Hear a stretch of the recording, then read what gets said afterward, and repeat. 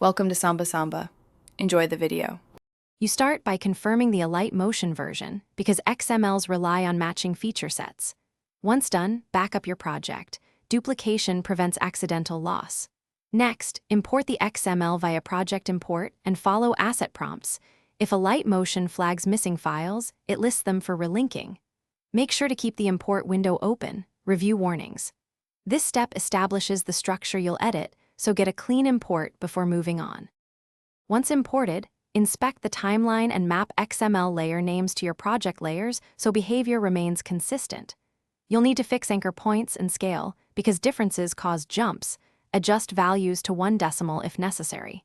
Also check rotation and position keyframes. Some XMLs use different easing, so convert or reassign easing types. Make sure timing matches, retime clips and trim edges where keyframes drift. These middle steps keep motion intact and prevent visual glitches later. To finish, render a low-res test to confirm animation fidelity and asset integrity. This avoids long re-renders. Once satisfied, save a final project copy and export your video or a packaged XML, bundling the linked assets folder.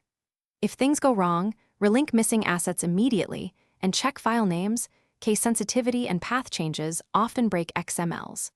Finally, make sure you and the XML creator use the same Alight Motion version.